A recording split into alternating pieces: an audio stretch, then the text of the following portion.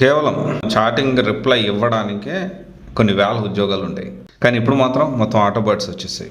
ఇప్పటికి ఇంకా అడ్వాన్స్డ్గా WhatsApp business అకౌంట్లో ఆటోమేటిక్ రిప్లైస్ కూడా మనం ఇవ్వగలుగుతున్నాం. మనం చూసుకుంటే చాట్ బోట్స్ అనే మనం ఇప్పుడు ఏ వెబ్సైట్ ఓపెన్ చేసినా కానీ ఒకప్పుడు చాట్ ఏజెంట్స్ అనేవాళ్ళు ఉండేవాళ్ళు. అంటే మనం పెట్టే మెసేజెస్కి రిప్లై ఇవ్వడానికి అవతల నుంచి పర్సన్స్ అసైన్ చేసేవాళ్ళు, ఒకరి తర్వాత ఒకరు మనము వాళ్ళతో అంటే చాట్ ఏజెంట్స్ తోటి అంటే ఎంప్లాయీస్ తోటి మనం చాట్ చేసేవాళ్ళం. కానీ ఇప్పుడు అంతా చాట్ బోర్డ్స్ వచ్చాయి. మన ఏ క్వశ్చన్స్ అంతా ప్రీ రిక్వెసైట్స్ ఇచ్చేస్తారు వాటికి. అంటే దానికి ముందుగా ఏ క్వశ్చన్ అడిగితే ఏ ఆన్సర్ చేయాలి అని చెప్పి దానికి సంబంధించి ఆటోమేటిక్గా రిప్లైస్ ఇవ్వడానికి ఇప్పుడు చాట్ బోర్డ్స్ వచ్చేసాయి. కానీ ఒకప్పుడు చాట్ ఏజెంట్స్ అనేవాళ్ళు ఉండేవారు అని ఇప్పుడు వారు ఎంతమందికి తెలుసు చెప్పండి. తర్వాత వచ్చేసి వాట్సాప్ రిప్లైస్ కూడా ఇప్పుడు ఆటోమేటిక్ అయిపోయాయి. అండ్ మాన్యువల్ టెస్టింగ్ అనేది ఫస్ట్ 1970లో స్టార్ట్ చేశారు. కానీ 2000లో దీన్ని జీరా సెలీనియం వచ్చినప్పుడు ఆటోమేషన్ టెస్టింగ్ వచ్చినప్పుడు భయంకరంగా దీని గురించి అంటే ఇంకా అంటే టెస్టింగ్ అనేది ఉండదు, మొత్తం ఆటోమేషన్ అయిపోద్దని మాట్లాడారు. కానీ ఏమైంది, ఆటోమేషన్ ఉద్యోగాలు పెరిగాయి. కాకపోతే ఈ మాన్యువల్ ప్లేస్లో ఎక్కువ ఆటోమేషన్ ఉద్యోగాలు పెరిగాయి. And at the same time ఇప్పుడు మనం 2024లో ఉన్నాము. ఇప్పటికీ అరొకర జాబ్స్ అనేవి మాన్యువల్ టెస్టింగ్ ఉంటూనే ఉన్నాయి. అండ్ తర్వాత చూసుకుంటే ఇప్పుడు మనకి క్యాలిక్యులేటర్ కనుక్కున్నప్పుడు చాలా వరకు మ్యాథమెటిషియన్స్ ఇంకేంటి అంటే అప్పుడున్న మ్యాథమెటిషియన్స్ చాలా వ్యతిరేకించారు దీన్ని. అంటే ఇంకా ఇది బ్రెయిన్కే ప్రాబ్లం అయిపోతుంది, సో ఇక దాన్ని చాలా వరకు వ్యతిరేకించారు. అండ్ తర్వాత నేను దీని గురించి ఇట్లా రీసెర్చ్ చేస్తూ వెళ్తూ ఉంటే సరే ఈరోజు మనం ఏంటి అంటే ఆర్టిఫిషియల్ ఇంటెలిజెన్స్ వల్ల ఏ ఉద్యోగాలు పోతాయి అనే దాని గురించి డీప్ డిస్కషన్ అనేది చేద్దాము. ఈ డిస్కషన్ చేసే ముందు నేను అసలు ఈ ఆర్టిఫిషియల్ ఇంటెలిజెన్స్ ఎప్పుడు మొదలైంది, ఈ ఆలోచన ఎప్పుడు మొదలైందని చెప్తే అంటే దాని గురించి రీసెర్చ్ చేయడం అంటే దీని గురించి మొత్తం ఆర్టికల్స్ చదవడం ఇదంతా స్టార్ట్ చేస్తే అసలు మైండ్ దిమ్మదిగా విషయాలు తెలిసాయి నాకు. ఫస్ట్ ఆర్టిఫిషియల్ ఇంటెలిజెన్స్ అనే మాటని 1950లో అలం ట్యూరింగ్ అనే అతను పబ్లిష్ చేశాడు article. And computer machinery and intelligent and introduced and concept of machine intelligent, ఇది మనుషులతో ఈక్వల్గా సమానంగా ఇది పని చేయగలదు అని ఫస్ట్ 1950లోనే దీని గురించి డిస్కషన్ స్టార్ట్ అయ్యింది. అంటే 74 సంవత్సరాల క్రితం. మనం ఇప్పుడు ఏ ఇయర్లో ఉన్నాం? 75. ఇప్పుడు 2025లో ఉన్నాం కదా, 2024 కాదు, 2024 అయిపోయి 2025లో ఉన్నాం. 75 సంవత్సరాల క్రితమే ఏఐ గురించిన టాపిక్ మొదలైంది. రీసెర్చ్ అనేది 70 సంవత్సరాల క్రితమే మొదలైంది. ఆ తర్వాత ఎంత డెవలప్మెంట్ అయింది. అండ్ తర్వాత వచ్చేసి 1952లో first learning program Arthur Samuel, తర్వాత 1955లో జాన్ ఎంసి కార్తీ వచ్చేసి ప్రొఫెసరు దీని గురించి వర్క్షాప్ కూడా కండక్ట్ చేశాడు. అండ్ ఇప్పుడు మన ఆర్టిఫిషియల్ ఇంటెలిజెన్స్లో మాట్లాడుతున్న లిస్ట్ ప్రాసెసింగ్ని LISPని 1955లోనే మొదలుపెట్టారు. Machine learning, algorithm, hardware and deep learning and ఇవన్నీ కూడా ఇప్పుడు కాదు మొదలైంది, ఇప్పటికిప్పుడు మొదలైనవి కాదు. 70 సంవత్సరాల ముందు నుంచి దీని గురించి డిస్కషన్ అనేది జరుగుతూ ఉంది. అండ్ రీసెంట్ డేస్లో దీని వైడ్ యూసేజ్ పెరిగింది, దీని ఇంప్లిమెంటేషన్ ఎక్కువగా అయిపోయింది.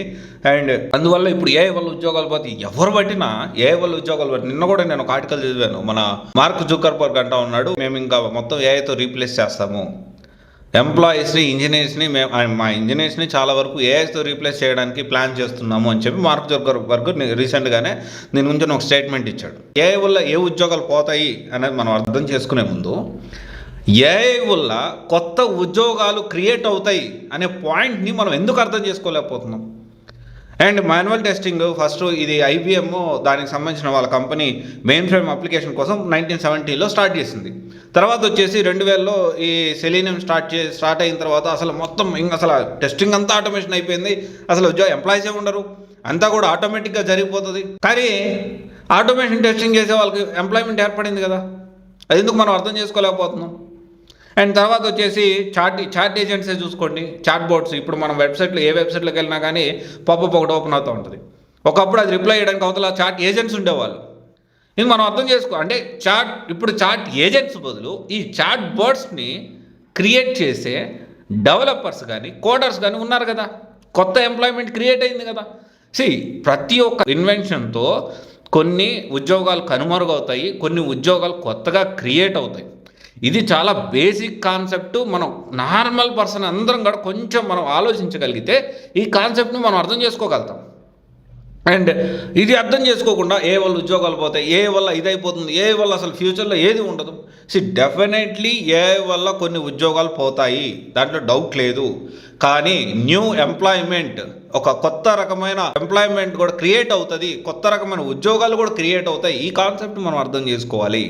అండ్ ఏ వల్ల ఏ ఉద్యోగాలు పోతాయి జనరల్గా చూసుకుంటే ఏ వల్ల ఏ జాబ్స్ పోతాయంటే సిస్టమ్ అడ్మినిస్ట్రేటర్ అనేది మొత్తం కూడా సర్వీస్ క్లౌడ్కి మూవ్ అవుతున్నాయి కాబట్టి దానికి సంబంధించిన జాబ్స్ పోయేదానికి ఛాన్సెస్ ఎక్కువ ఉన్నాయి.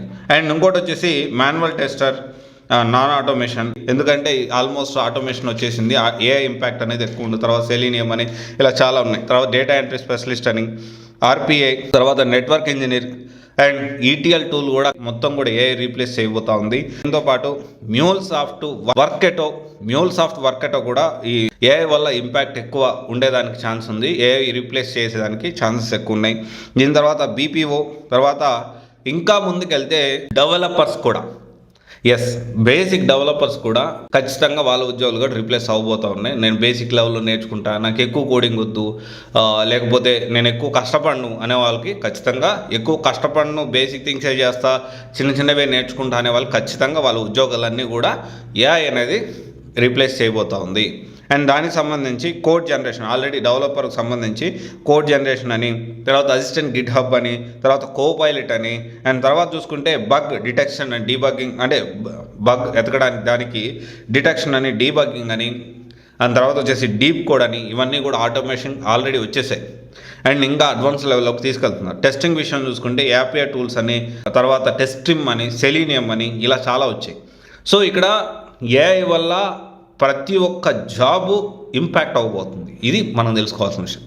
ఎవ్రీ జాబ్ ఆల్మోస్ట్, అంటే కొంచెం వచ్చిపోయి ప్రతి ఒక్క ఉద్యోగం అనేది, ప్రతి ఒక్క జాబు ఏఐ వల్ల ప్రతి జాబ్ ఇంపాక్ట్ పడబోతూ ఉంది. కాకపోతే మనం ఏం చేయాలంటే ఈ మన జాబ్ ఇంపాక్ట్ అయిన మన జాబ్ కాకుండా ఏఐ టూల్ వల్ల, ఏ ఆర్టిఫిషియల్ ఇంటెలిజెన్స్ సంబంధించిన మనం అంటే ఎంతవరకు మోడిఫికేషన్ అవుతుంది, ఈ ఏఐని మనం అర్థం చేసుకోగలగాలి. అండ్ దానికి సంబంధించి మనం అప్డేట్ అవ్వాల్సిన అవసరం, అప్గ్రేడ్ అవ్వాల్సిన అవసరం ఎంతైనా ఉంది.